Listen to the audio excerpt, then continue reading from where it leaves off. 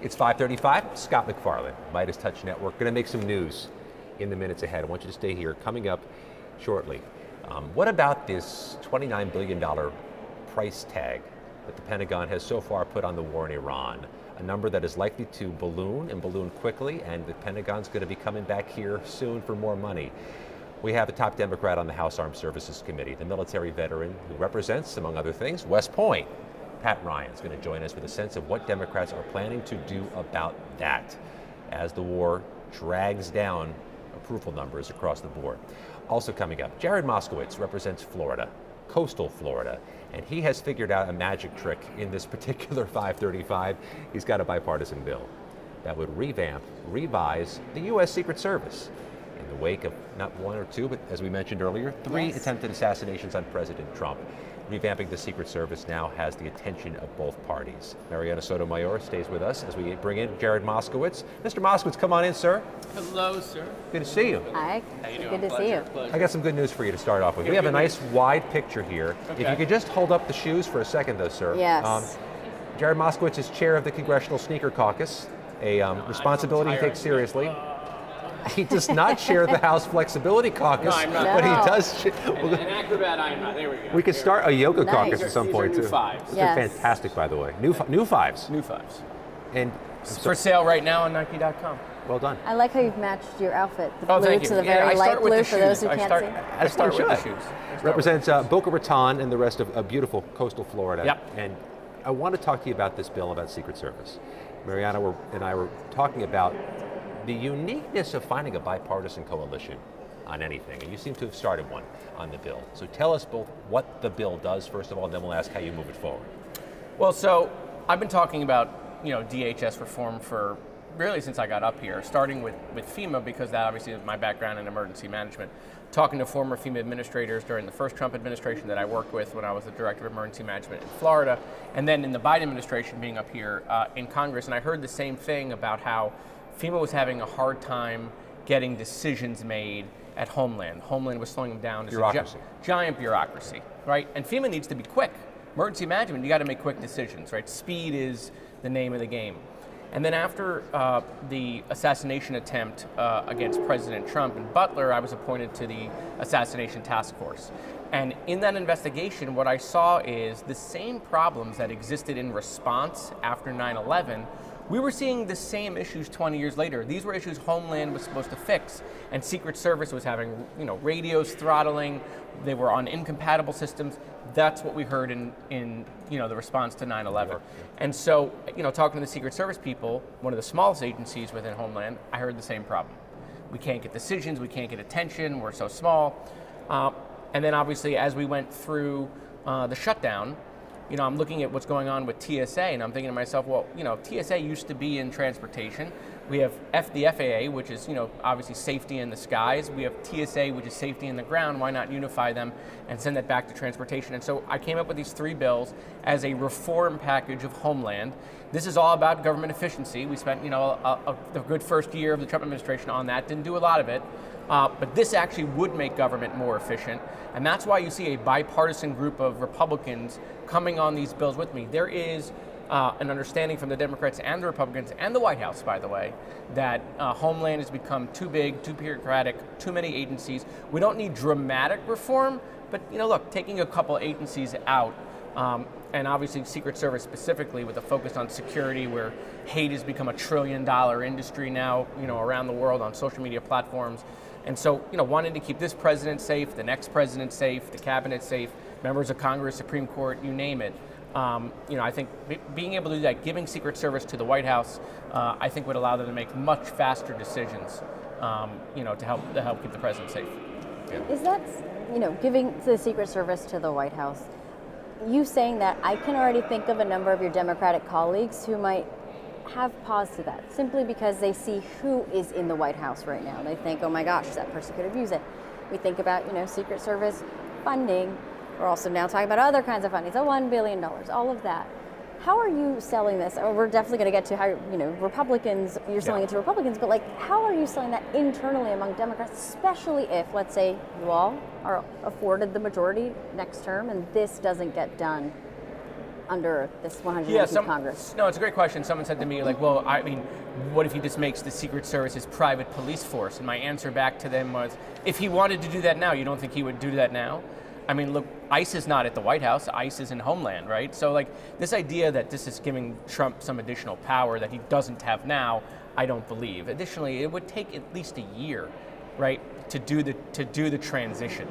Okay, that even if we pass the bill tomorrow, it's not like Secret Service is just at the White House. There's a huge transition that has to take place, and that would take a year. So really, you know, this is not something that could be immediately instituted. It's really about on a go-forward basis, not necessarily the current administration. Okay. Let me ask you how you start the conversation with Republicans at this moment in time, this uniquely toxic moment in time. You've got Russell Fry of South Carolina as a co-sponsor, as a sponsor with you on this.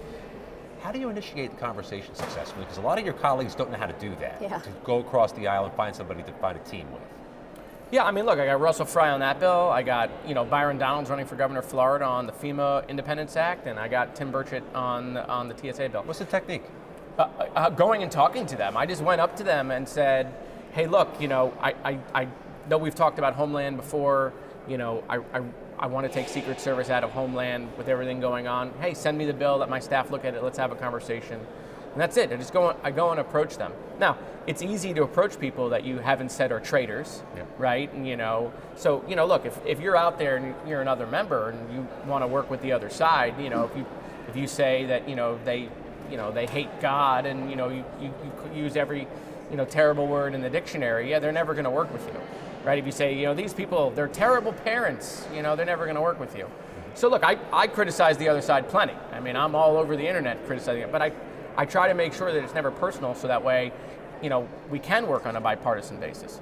And with gerrymandering going on and getting rid of all the moderates, you know, in 26 and doing it again in 28, because mid-cycle redistricting now is clearly, it's here to stay. It'll be much, much harder. You think it's hard now? Give it another cycle or two. It'll be almost impossible to worry make about any that. deal. You come back here, and you have nobody to broker with because everything's been redrawn. Yeah, I'm deeply worried about how Article 1, right, of the Constitution, before the executive branch, how we in Congress, we've done it to ourselves on a bipartisan basis. We have weakened the branch that we all belong to. Okay. You know, we've given the executive so much rulemaking because we don't want to take votes anymore. We don't want to pass laws. I think it's been a real mistake that we've done that. I think in this administration, you know, I think Speaker Johnson has sped that process up in dramatic fashion. Apparently now we don't declare wars anymore in Congress. So the only thing we have left is we pass budgets, and then we have to renew some of these, you know, bills, FAA, Farm Bill. We have to renew these things, but otherwise, I mean, we can't pass anything. I mean, you know, I'm really worried about where Congress is going to be in 2 to 4 years. Given that that's the reality now and potentially could get worse, I mean, you're still, again, introducing legislation, working across the aisle to make sure you can put a product forward. What's the pathway to actually making sure it gets on the floor? Is it this method we've seen time and time again, just tack on a number of bills into this, what becomes a bigger package of legislation? I mean, how are you thinking about this bill in particular and making sure changes are made? Well, that's a good question. I mean, so, you know, look, my FEMA Independence Act, which I filed with Byron Donalds, you know, early on, the Transportation Committee wound up taking that and putting it in a larger package, which was a FEMA reform package that passed the committee and is waiting the floor. You know, I think what we really need is we need a homeland reform bill. Right, there needs to be some sort of homeland reform bill, and then other things can get in it, because, you know, it's very hard to move these things as individual pieces of legislation. But we also need to get the conversation going, because everyone has been talking about homeland for years now, and, you know, Congress needs to just get out of its own way. We're very good at getting in our own way. But I thought I ran for Congress to pass legislation. I thought that was the whole idea. Like, we came up here to make laws, to change people's lives, right, to make government better. I thought that's what we ran for. Apparently, I wanted to run in a Congress of 10 years ago because this Congress doesn't like doing that anymore. But I'm real concerned that if we don't fight for the Article 1 legislative branch, you think this is dysfunctional now.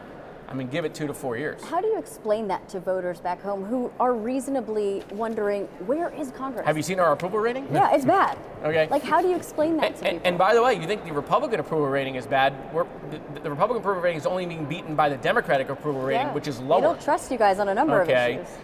Yet they're willing to give us power because they see what's going on here and they say this is ridiculous. We need some brakes on what's going on. No, listen again.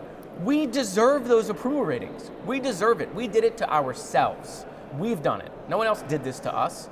So, the American people right now have no faith in Congress, and deservedly so. That doesn't mean there isn't good people up here trying to right the ship, trying to figure out how to make this place work.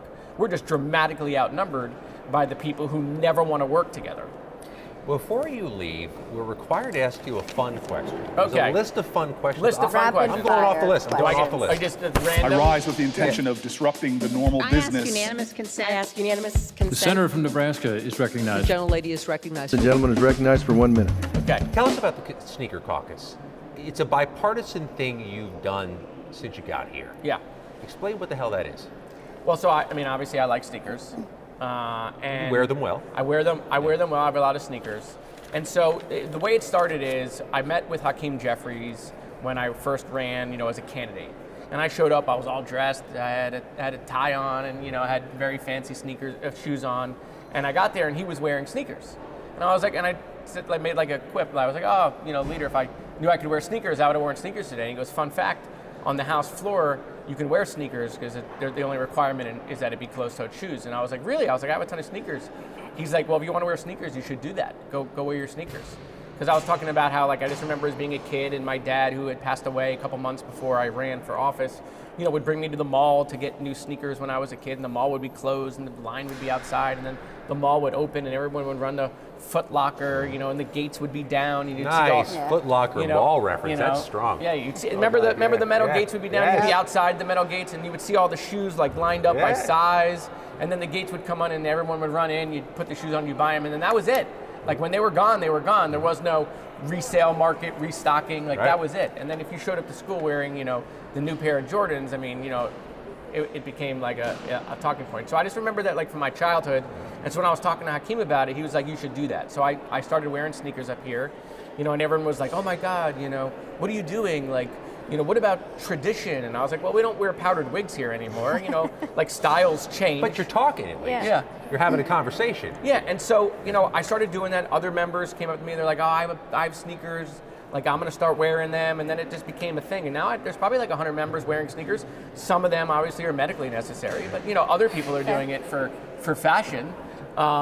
And staff is all in sneakers. When young people come to Capitol Hill to learn about government, they're all in sneakers. All the high school trips, they're all in sneakers. The college kids are all in sneakers. That changed after COVID. It's a generational shift. As we get younger up here, fashions are going to change, right? And so you're seeing it in corporate America. You're starting to see it here on Capitol Hill. All of us who work the Hill on the marble floors all day appreciate your leadership. You're welcome. We need comfortable You're welcome. shoes. Well, that could be my gosh. legacy up here. If I can, there's one thing I can do. Be like, I remember that guy who started with the sneakers. Thank you. Jared Moskowitz, thanks for running down the hall for us. Good to see you. Of course, thanks Jared for having me. Moskowitz represents Florida, and we'll be back in a moment. You're watching 535. We appreciate you.